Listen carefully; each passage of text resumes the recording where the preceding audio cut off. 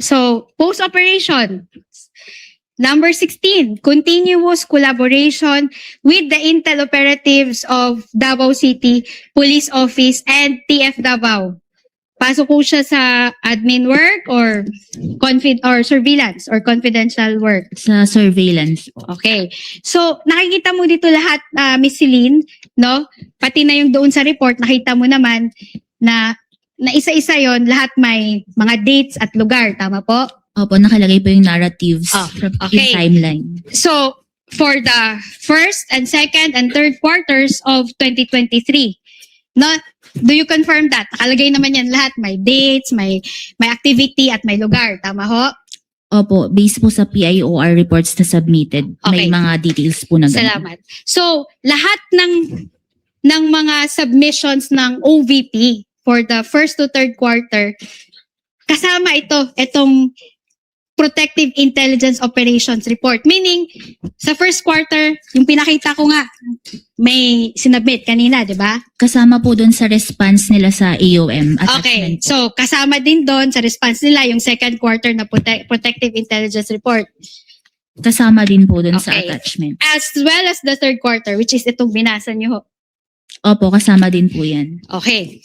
But, despite of all of this, no, sinabi mo, hindi, disallowed pa rin yan kasi walang evidence of success eh. No? Walang evidence of success eh, no? Wait lang. Kindly turn on the mic for the prosecutor. Your Honor, the counsel is being argumentative with the No, witness. I'm We just object. I'm asking a question. Sabi ko, What is the question again? ang question ko, despite of all of those reports, no, dinisallow nyo pa rin yung payment of rewards. Kasi sabi ninyo, no proof of success. Di ba? Argumentative, Your Honor. Hindi, That is sinabi- the finding of this Kaya nga witness. sinasabi ko, attorney, kaya nga kino-confirm ko. Counsel, if you please. Witness may answer. Objection is overruled. Witness said that she indeed disallowed and or gave AOMs because there was no proof of success. I even remember her saying, wala naman daw nahuli. So please answer, Celine. Yes po, kasama po yun sa notice of disallowance ko na na-issue noong March 31, 2026. Hindi po sufficient yung PIOR and the certification na evidence na nagpapakita ng success ng information gathering. Okay, I get that. But are you aware that one of the purposes of intelligence work is crime prevention? Your Honor, please, may we know where this is leading? Because we are not talking about intelligence funds. We're talking But about confidential funds. So I Confidential convert my funds. question, Your Honor. Counsel, kindly Yes. wait for Attorney Capuano to finish with her objection. Are you referring to Counsel, I will rephrase my question. I will rephrase my question. counsels, please address the court, not Your each Honor, other. please. Your Honor, please. Your Honor, please, may I object to this line of questioning? In fact, I have not stood up because all the questions referred to intelligence funds, Your Honor, when the topic today is confidential funds. And I would like to put that on record, Your Honor, especially this last question, where she Your Honor. specifically refers to conclusions as to use of intelligence funds. The objection is noted, and counsel has already stated that she will rephrase. Kindly rephrase, Attorney Christine. All right. So, ang tanong ko kanina, no? Sabi nyo nga, no? Dinisallow nyo yung rewards kasi nga walang evidence of success ng information gathering. Tama ho?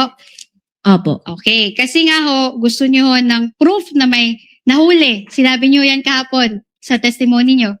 Yes po, kasi naipakita po doon yung probable threat. So ang hinihanap na proof of success is kung may na-apprehend po. Okay, apprehended. So, apprehensions, no? So, ang tanong ko sa'yo ngayon, alam niyo ho ba, no? Do you know that one of the purposes of a confidential activity or a surveillance is crime prevention? Alam niyo ba yon? Ang sa confidential... Hindi, alam niyo ho ba yon? Tanong ko lang ho, alam niyo ho ba na isa sa mga purposes ng surveillance or ng confidential work ay crime prevention? Alam niyo ba yon? Kasama po ang crime prevention pero depende rin po Hindi, ito sa just mandate. answer my question, mandate ng yes or agency. no? Attorney Do you- Celine, Do Attorney you Celine, agree? Yeah. kasama po ba yon o hindi? Yung sa crime prevention po, kasama po yun sa Wait, pero let her answer. depende pa rin po ito sa sa mandate po ng Ang ganda lang, agency. kasama po ba siya sa surveillance at paggamit ng confidential fund, crime prevention? Yes or no? Opo, kasama po. Okay, salamat Celine. Okay. In fact, meron tayong 3 klase ng surveillance work. Alam niyo ba 'yon, Celine? May background ho kayo sa mga surveillance, intelligence work, confidential work. Based lang po sa joint circular na for surveillance activities yung confidential fund. So actually yung surveillance do you agree with me? May 3 klase ho yan. Una, preventive surveillance. Alam niyo ba 'yon? No basis, Your Honor. No Hindi, basis for this tinatanong ko lang ho question. kung alam niyo ho ba Your na Honor, the surveillance work that this Your Honor- witness testified to is as defined in the circular, Your So Honor. what is surveillance work as defined in the circular?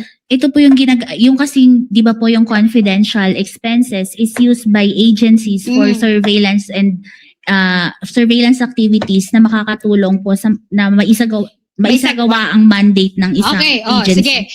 Sige, nandun na tayo sa may sagawa yung mandate nila. So, tanong ko sa'yo, did the circular limit that to crime prevention? Kasi nga sabi mo, kailangan to apprehension. Kasi nga sabi mo, dapat may mahuli. Sinabi mo ba yan sa JC na dapat may mahuli? Ang nakalagay po kasi sa JC under 4.8.5 is proof of sorry, success. Your Honor, please. Let the witness answer, Your Your Honor. Honor, please, Mr. can the Presiding Officer, can the counsel be instructed not to stop the witness at mid-sentence, Your Honor? Your Honor, please, can the witness be directed? You just answer with yes or no. The counsel has her time to ask clarificatory questions Your later Honor, during not all redirect, Your questions. Honor. Not all questions can be answered by yes I am or on no. cross, Your Honor, please. Counsels. Never mind if you're on cross. There are limits to cross-examination. Misleading questions are not allowed. They on are cross. allowed. Counsels, I don't think I need to lecture you please, that. counsels, let's not allow the generational or seeming generational divide increase the tension in the courtroom. Let's keep it a notch lower.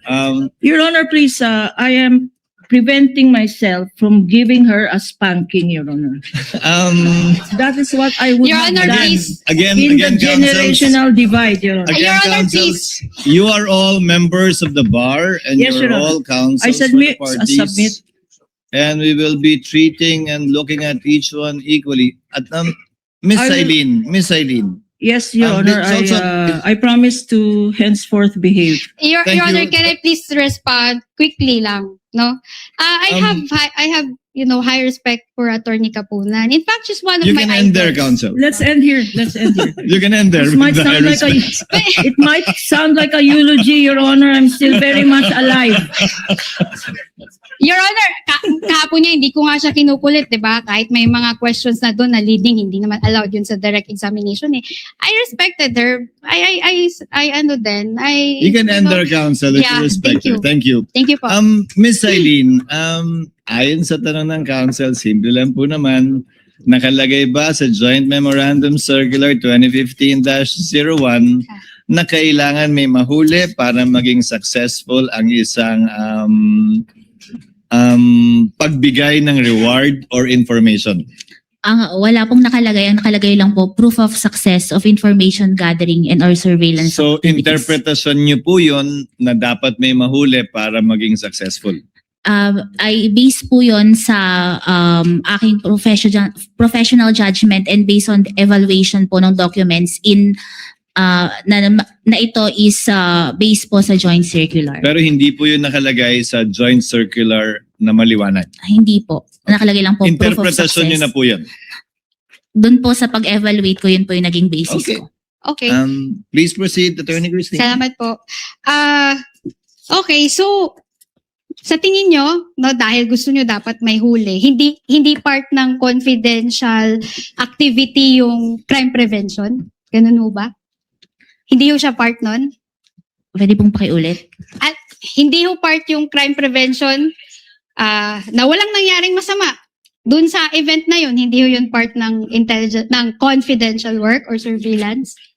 Hindi pa po siya sufficient as proof of success. Hindi siya sufficient. So, dapat talaga may mangyari na krimen at may mahuli para po may proof of success tayo. Kasi nga po, meron po yung for payment of information and payment of reward. So, yung payment of information, yun kasi yung nakakatulong dun sa... Simple lang naman yung tanong ko, Celine, no? What if walang nangyari na masama dahil nga sa ginawang confidential work? At nag-certify ngayon sila Chika na walang nangyari na masama. There was no untoward incident. Ano yan?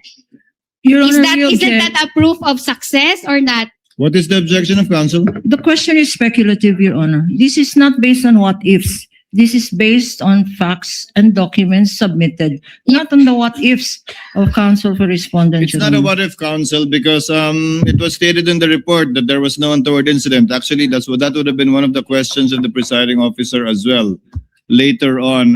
Attorney Silene, ibahin natin ang payment for reward at payment for information. Ang payment for reward, yun ang hinahanapan mo ng success. Opo, tama po. Yung payment of information, hindi mo hinahanapan ng success yun. Hindi po. Tama po ba? Opo, tama po. So yung reward, kaya yung reward ang dinisallow at yung information, hindi mo dinisallow yung bayad na yun, di ba? Hindi po na-disallow yung purchase of information. So ang dinisallow mo lang ay yung payment of reward, for rewards rather. Opo, tama At yun po. ang hinahanapan mo ng success, hindi yung information. Hindi po. Magkaiba yun. Opo, magkaiba po yun. Okay. You may proceed, counsel. Okay. So, doon sa payment of success, no?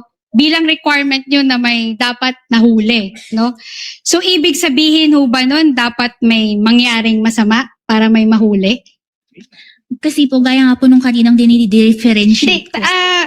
sagutin nyo lang ho yung tanong ko. Simple lang naman yun, di ba? Kailangan may mahuli. So, ano ho ba yun? Dapat may mangyari hong masama para may mahuli? Yun mo, di ba po ang nakalagay doon sa probable threats is may may NPA. Ang hinahanap ko po kasing proof of success doon, yun nga po, kung may nahuli ba. Kasi yung pagkakaroon ng untoward incidents, pwede po yun kasing mag-fall sa purchase of information. Dahil sa purchase of information, nagkaroon ng, at there were no untoward incidents. Yun po kasi yung parang pagkakaiba nila sa payment of rewards. Okay, so yun yung interpretasyon mo, no? So, bawal magbayad ng reward dahil nagkaroon ng tip na may information na may mga taong may gagawin na masama. Your Honor, Tapos, Your Honor, I'm on cross-examination. Tapos, Counsel to finish. napigilan natin kasi nga hindi tayo pumunta sa lugar na yon, hindi tayo nag-conduct ng event sa petsa na yon based on confidential information. So walang untoward incident. So Your- bawal no bayaran ng reward yung tao na Excuse me. nagbigay ng information. are you na yun. done with the question? Don't answer. I think right now she is. I make an objection, Your Honor. Yes, what's your objection, counsel? Your Honor, the counsel is now asking a misleading question. She is mixing payment of rewards and payment for information, Your Honor. The list required by this witness is for payment of rewards. Precisely, payment of information is not disallowed. Now, counsel is saying payment of information is may we ask her to reform? Is she Yeah, I referring can- to payment of rewards Reward, or Your Honor. payment for information? Because the information here is not disallowed. Again, Is not counsels. disallowed in the AOMs, Your Honor. Again, counsels, kindly address Your the Honor. court or the presiding officer and not talk to each other directly. Miss Eileen, to abbreviate and save on the court's time. Miss Eileen, kapag kami nagbigay ng impormasyon, naghahanap ng threat, baka may threat sa Vice President, may nagbigay ng impormasyon, walang threat. Ligtas ang Vice President pag nagpunta siya dyan. Hindi magka-classify yon na pwedeng bigyan ng reward at success. Hindi naman kailangan, di ba? Sanay tayo sa reward na nakatakip yung mukha, di ba? Tinuro kung saan nagtatago yung akusado, tinuro kung saan nagtatago kung sino man. Eh di yun, reward. Pero wala bang reward kapag ka sinabing, okay, magpunta dyan. Walang problema. Wala kayong kailangan alalahanin. Is that information or can that also be reward? Magpo-fall po siya sa information. So, kailan lang magiging reward yun kapag ka may naturo? Opo, kasi yung proof of success. Tuloy niyo po. Yun yung proof of success ng information na ibigay kasi may na-apprehend po or yun po, ganun po. Yun, ulitin ko po yan ang interpretasyon nyo pero wala po yan sa Joint Memorandum Circular. Opo, based po sa, yun po lang yung hinihingi under item 4.8.5.b. Saan nyo ba binasa yung interpretasyon nyo yan? Yan ba yung ginawa ng lahat ng mga nauna sa inyo sa pwestong yan? Kinopya nyo lang or sarili nyo po yan at ngayon lang ginawa yan? Doon po sa mga ibang na-audit ko, ang ina-attach po talaga nila is yung payment of rewards na may mga nahuli po. So lahat ng in-audit nyo nung nakaraan, for consistency's sake, merong nahuli o na-apprehend. May ganun pong mga naka-attach na mga dokumento. At tulad dun sa iba, kapag walang nahuli o na-apprehend sa reward, ine-AOM o dinidisala o sinususpend nyo Hinahanapan po namin ng proof of success. Opo. na may nahuli nga. Opo. To prove consistency on your part. But do you have any knowledge na yung mga predecessor mo, yan din yung standard na ginamit? Pare-pareho po kami na based sa joint circular po ang aming basis ng audit. Pero wala nga dun eh.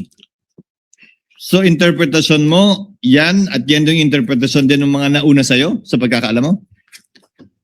Sa akin po, yun po yung naging Sa'yo lang? interpretation. Opo. Okay. You may proceed, Attorney Salamat Christine. po, Your Honor. I will go back to the podium.